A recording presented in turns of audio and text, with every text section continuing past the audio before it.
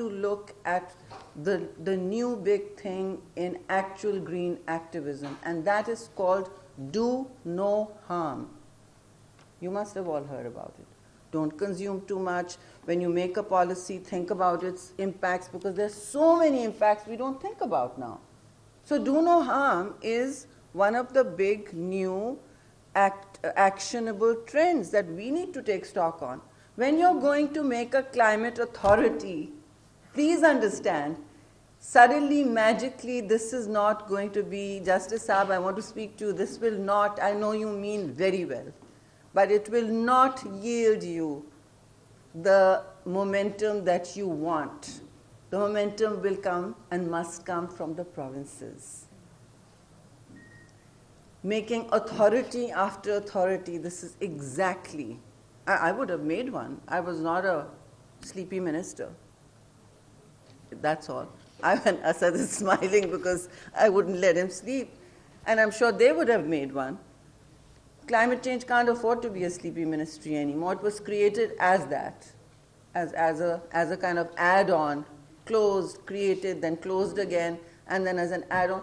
Because Pakistan is still confused about climate change. Pakistan is very confused about climate change. It is not just about making arguments multilaterally.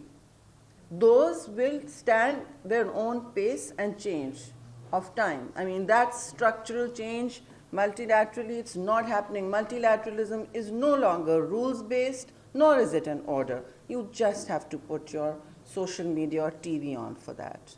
But even COP29 affirms that. None of the goals that were set out at Paris, wonderfully set out at Paris, are anywhere close to being met, including the commitments made to the global south.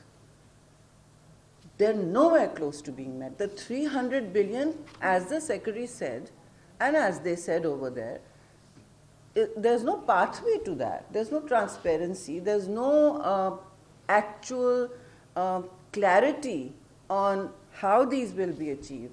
And we keep on using the same language. We keep on, even multilaterally, I'm deeply frustrated that we still want to, at the expert level, at all levels, stay within the box defined for us.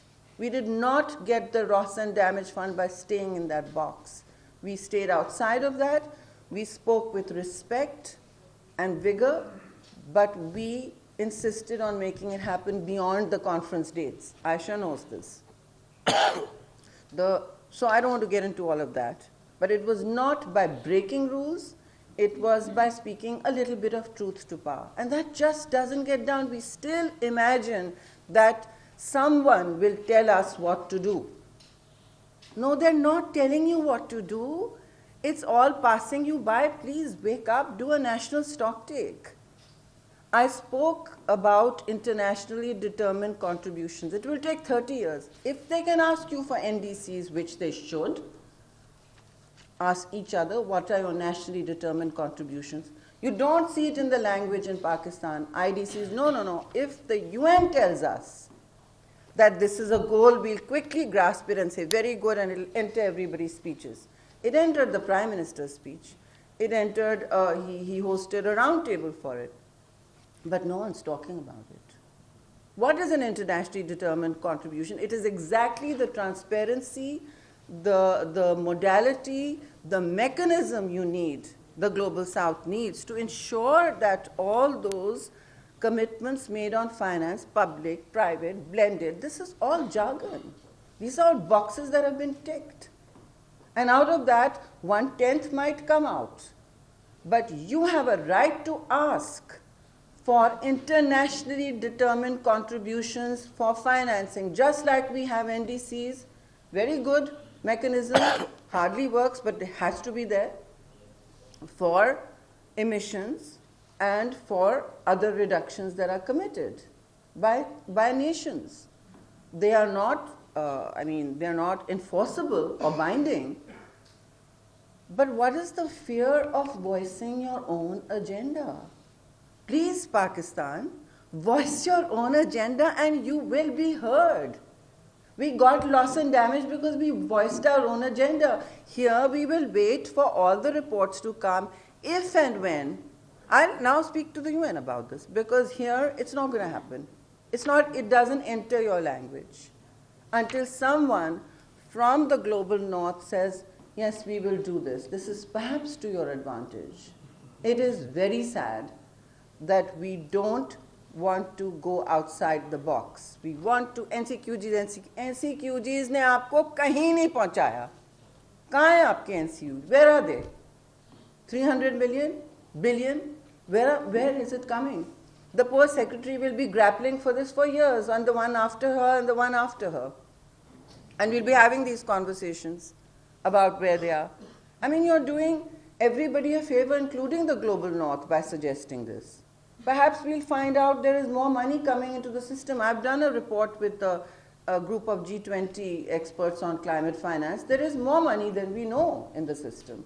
So it will be better for everyone to find the transparency, the routinized mechanisms through UNFCCC or whoever we determine. If it's COPS, then it's UNFCCC. I understand that UN bureaucracies are magical when they work, but they're very hard to get through for change. I mean, their business as usual is as rigid as Pakistan's. Actually, nothing is more rigid than Pakistan's business as usual. So we are still very much in business as usual mode. BAU has now even become a word which we can toss around.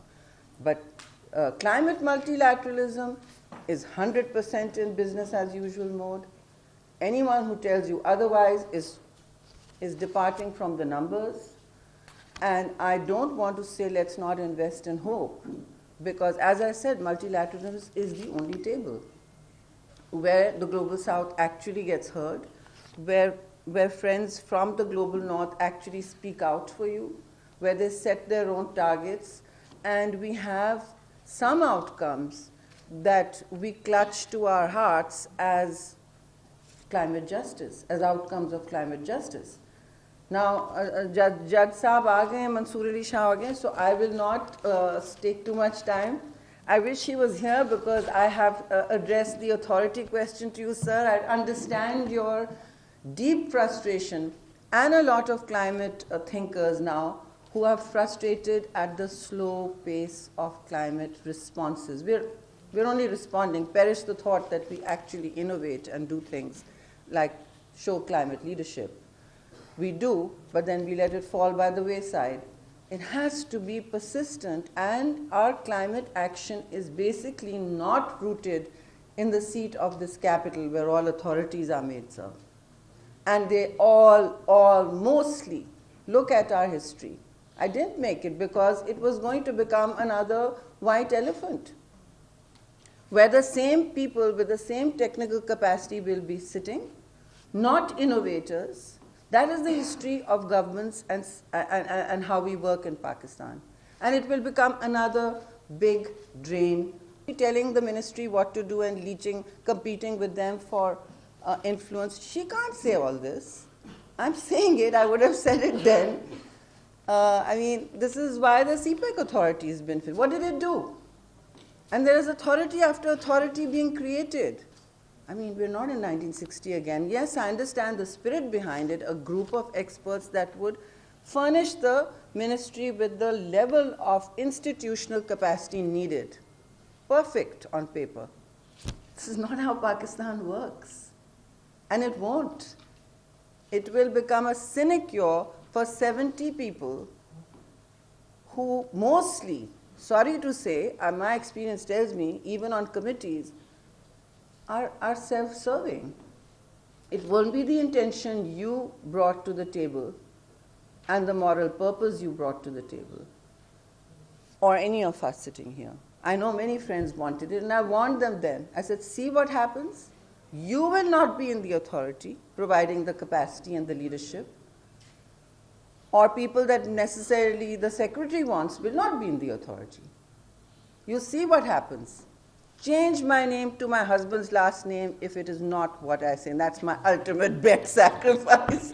So I'm going to stop now and say, I think Pakistan needs its own stocktake. How we deal with multilateralism, how we accept all norms given down to us. We think challenging the order is breaking the order. No, you can play within the rules and still challenge things multilaterally, which I think Justice Mansoor has very ably done with us at the last two COPs on speaking on international justice and the greening, or rather the browning of the planet is certainly not greening. That's what the evidence tells us. So the evidence is terrible.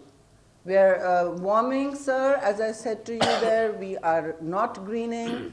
We are fast on our way to becoming the red planet. So I think on these words we need to really take a clear stock of what Pakistan needs to do. First, with respect to stock takes and multilateralism, and our own actual action, which is rooted in the provinces. An authority will do very little over here. Thank you. Thank you, Rehman, for the exciting talk and identifying the actions which are to be taken at their place. Ladies and gentlemen, we are honored to have with us वो बैठ जाएगा यहाँ ये here is very good ये technical चीजों का जवाब देगा अच्छा हाँ चलेंगे Assalamu alaikum everybody and good afternoon or good morning sorry I was busy before I missed out what Mr. Imran was saying. Mr. Imran was right and I agree. I have no qualms with the fact that should we have an authority or not. I agree with the fact that I agree with her that we can't just keep replicating and creating new authorities. New SOEs. The drain of the budget also. But that's not the question I'm addressing in the moment. I think that was in the law and we really wanted to get that law operationalized. Maybe the parliament can sit down and sort of change the law and not have an authority. So I don't want to get into that discussion. Principally, I believe that we can't keep on creating those authorities, but that's a separate issue. What I want to do today is just to tell you how we as a judiciary are looking at climate justice, because we've been at the forefront of all this for a while. The entire environmental movement, in a way, got pushed by the constitutional courts of this country, and we moved on from environmental justice to climate justice. So how we look at climate justice now, especially post-Baku, and in the context of something called climate finance now, it becomes important. But let me also say that when we took up that matter regarding authority, it was because there was a climate change fund also in the law.